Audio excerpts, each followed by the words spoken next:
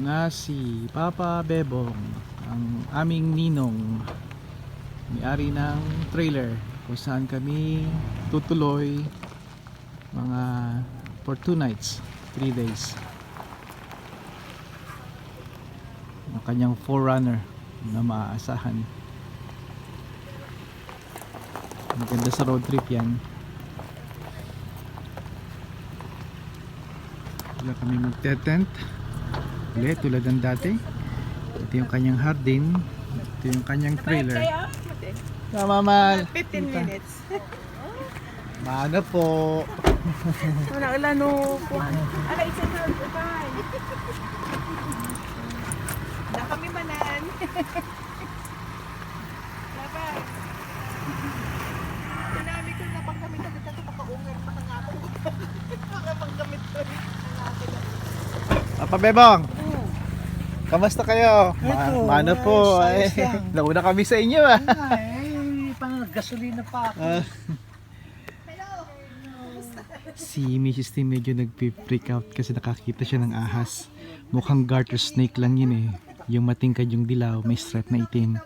Pero matatakot din siya sa ahas eh. Kaya kahit anong assurance ko na okay lang yon, mild lang yung venom.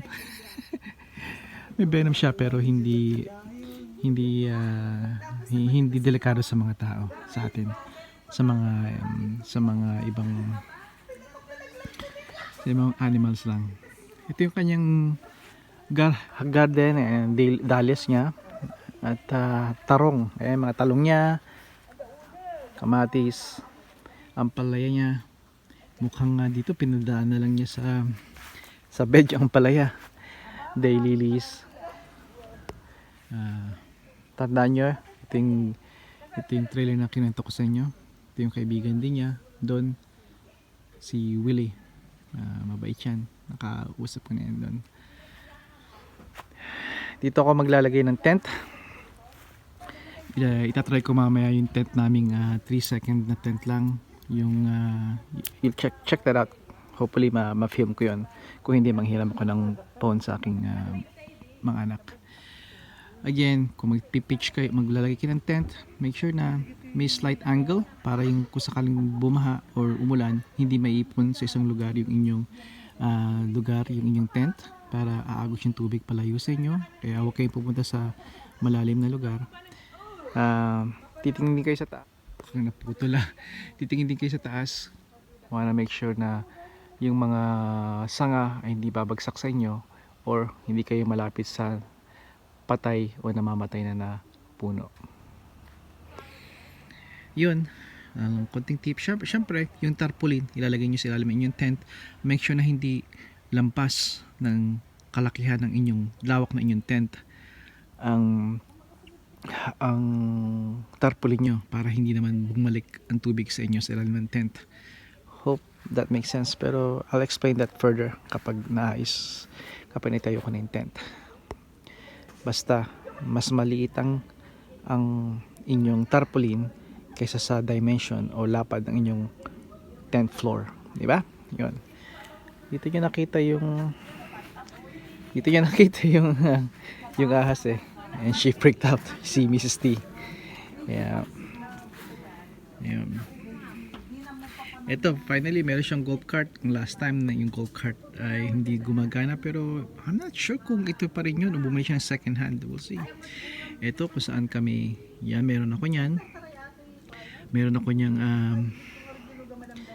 video dyan kung saan ako nakaupo. Dito pala, yan, bonfire. Gabi-gabi yan kami magagawa ng kwento, mag-share ng kwento. Kaya itong kagandahan na away from the city, di ba? Kaya kailangan natin to, yung pagka-camping, mapa-trailer man or a simple tent sa isang campsite, or hey, better kung meron kayong cottage. Yung mga kapitbahay kami, kaibigan, may cottage din sila. Pero right now, sabi nga nila, ang trailer, that's a poor man's cottage. Biro yun. Pero may bahay ng katotohanan. Pero ito, napakaganda nito. Tahimik ito. Sabi nila 80% ng nandito ay Pilipino. Kaya sa iba, hindi gusto tulad Kasi syempre pag magkasama Pilipino, lumalabas yung mga ibang mga sasamang ugali. Pero so far sa mga maiksing nakakausap ko rito, mga tao ay mabubuti naman sila. Pero again, alam mo naman, 'di ba? Pag I'll just leave it like that. Malamig na hose. Yun ako na naliligo kaysa dun sa public washroom nila. Hindi ako masyadong nababother. Hindi ako bothered lang. Sanay ako sa malamig na tubig. Nothing but hot water. I've been doing that for many years. Naliligo ako ng nothing but cold water pala. Cold water. Nothing but cold water ang aking paliligo. Nasanay na yung katawan ko. I'll talk to you about that. Ano yun? Parang niyog